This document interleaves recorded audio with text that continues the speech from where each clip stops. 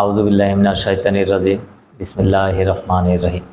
আমি মোহাম্মদ বাচ্চু মিয়া, ময়মনসিংহ জেলা হিজবুত তৌহিদের সভাপতির দায়িত্বে আছি। আমি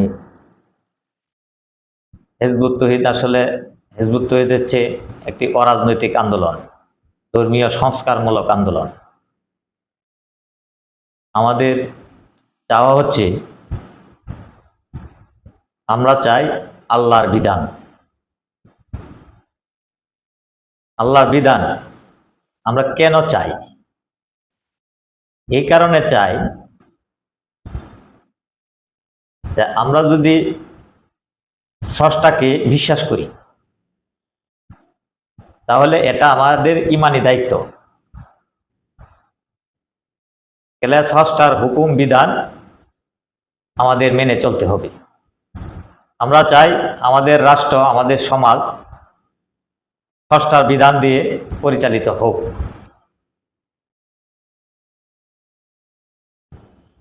বর্তমান বাংলাদেশ সহ সমস্ত পৃথিবীতে মানুষের তৈরি বিধান দিয়ে রাষ্ট্রগুলি পরিচালনা হচ্ছে। এটার ফল কি হচ্ছে? এটার ফল বর্তমানে চরম এক অস্থিরতার মধ্য দিয়ে যাচ্ছে গোটা বিশ্ব। এই যে চরম অশান্তিতে এই পৃথিবী চলছে, এটার কারণ মূলত একটাই, সেটা হচ্ছে আমরা স্রষ্টার দেওয়া বিধান পরিত্যাগ করে আমরা মানুষের তৈরি বিধান দিয়ে আমাদের রাষ্ট্রগুলি পরিচালিত হচ্ছে। এটা হচ্ছে মূল কারণ। এখন আমরা মুসলমান হিসাবে আমাদের চলার কথা ছিল আল্লাহর হুকুম বিধান দিয়ে আমাদের রাষ্ট্র সমাজ পরিচালিত করা, কিন্তু আমরা মানুষের তৈরি বিধান দিয়ে আমাদের রাষ্ট্রগুলি পরিচালনা করছি। এ কারণে চরম অশান্তিতে আমরা অবস্থান করছি। আমাদের হিজবুত তৌহিদের কথা হচ্ছে যে মানুষের তৈরি বিধান দিয়ে কোনো দিন শান্তি আসে নাই, ভবিষ্যতেও আসবে না। আমাদের এই বাংলাদেশ স্বাধীন হওয়ার পর থেকে 54 বছর পার হয়ে গেল। প্রকৃতপক্ষে একটি দিনেও আমরা শান্তিতে থাকতে পারি নাই, ভবিষ্যতেও পারবো না। এই 54 বছরের ভিতরে আমাদের সংবিধান 17 বার সংশোধন করা হয়েছে।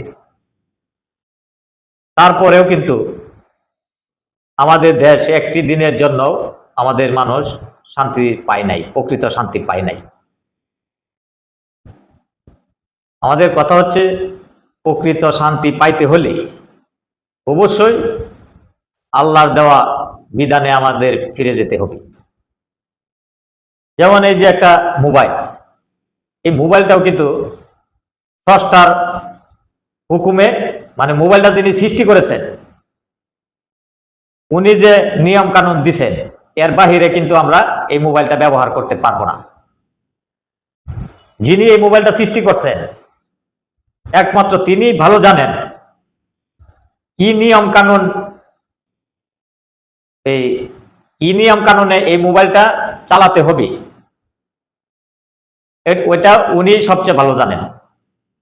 যেমন এই মোবাইলটা আপনার চালাইতে হলে আপনার অবশ্যই মোবাইলটা চার্জ দিতে হবে। ওই মোবাইল যিনি সৃষ্টি করছেন উনি এটা বলে দিছে। তারপর মোবাইলের উদ্দেশ্য হলো কথা বলা। এই কথা বলার জন্য অবশ্যই আপনাকে একটা সিম ব্যবহার করতে হবে। এরকম বিভিন্ন বিষয় আছে। ওই মোবাইল কোম্পানি কিন্তু একটা এই যে নিয়ম কানুন দিয়েছেন, আমরা ঠিকই কিন্তু ওই নিয়ম কানুন মেনেই এই মোবাইলটা ব্যবহার করি।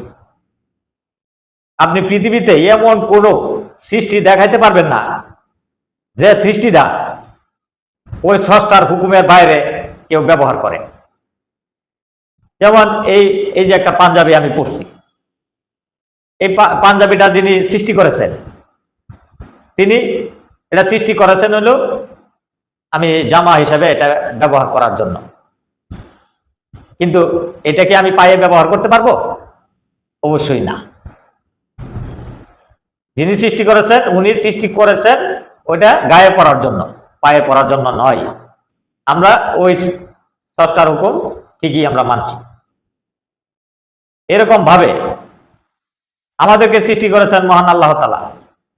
একমাত্র উনি সবচেয়ে ভালো জানেন এই সৃষ্টি, এই পৃথিবীতে কি একটা বিধান প্র্যাকটিস করলে তারা সুখে শান্তিতে বসবাস করতে পারবো, এটা আল্লাহর চাইতে আর কেউ ভালো জানার কথা না। কিন্তু আমরা মানুষ হিসাবে আমরা কি করলাম? আমরা ঠিকই আল্লাহর হুকুম বিধান পরিত্যাগ করে আমরা মানুষের তৈরি তন্ত্র মন্ত্র দিয়ে আমাদের সমাজ রাষ্ট্র পরিচালনা করছি। আমাদের হেল্প তৈরিতে কথা হচ্ছে মানুষের তৈরি এই তন্ত্র মন্ত্র বাদ দিয়ে আল্লাহর দেওয়া, স্রষ্টার দেওয়া বিধানে ফিরে যেতে হবে। এই আল্লাহর হুকুম বিধান প্রতিষ্ঠা করতে হবে। তাহলে আমরা কাঙ্ক্ষিত শান্তি আমরা ভোগ করতে পারবো। আমরা হিজবুত তৌহিদ এই মানব জাতিকে এই আহ্বানে আমরা করে যাচ্ছি, আসেন আমরা সমস্ত দল মত ফেরকা মাযহাব ভুলে গিয়ে আসেন আমরা সবাই মিলে একটা শান্তিপূর্ণ সমাজ রাষ্ট্র গড়ে তুলি। তাহলে আমরা সুখে শান্তিতে এই পৃথিবীতে বসবাস করতে পারবো। এছাড়া বিকল্প আর কোনো পথ আমাদের সামনে নেই। সামনে আছে আমাদের পবিত্র ঈদুল আজহা। আমি সবাইকে ময়মনসিংহ জেলার পক্ষ থেকে ময়মনসিংহ জেলার সকল মানুষকে এই ঈদুল আজহার অগ্রিম শুভেচ্ছা জানাচ্ছি। সবাই ঈদের আনন্দ উপভোগ করুন। প্রকৃতপক্ষে ঈদের আনন্দ সেদিনই উপভোগ করতে পারবেন যেদিন সমস্ত পৃথিবীতে আল্লাহর দেয়া বিধান মোতাবেক সমস্ত বিশ্ব পরিচালিত হবে সমাজ রাষ্ট্র। তখনই একমাত্র প্রত্যেকটা মানুষ সুখে শান্তিতে আনন্দের সহিত ঈদ উদযাপন করতে পারবে। আবারও সবাইকে হিজবুত তৌহিদের মাধ্যমে হিজবুত তৌহিদ ঐক্যের আহ্বান করে যাচ্ছি। আসেন আমরা সবাই মিলে তৌহিদের উপর ঐক্যবদ্ধ হয়ে শান্তিপূর্ণ একটা সমাজ গঠন করি। এই আহ্বান ব্যক্ত করে আমি আজকের এই আলোচনা এখানেই শেষ করলাম। আল্লাহ হাফেজ, সালামু আলাইকুম।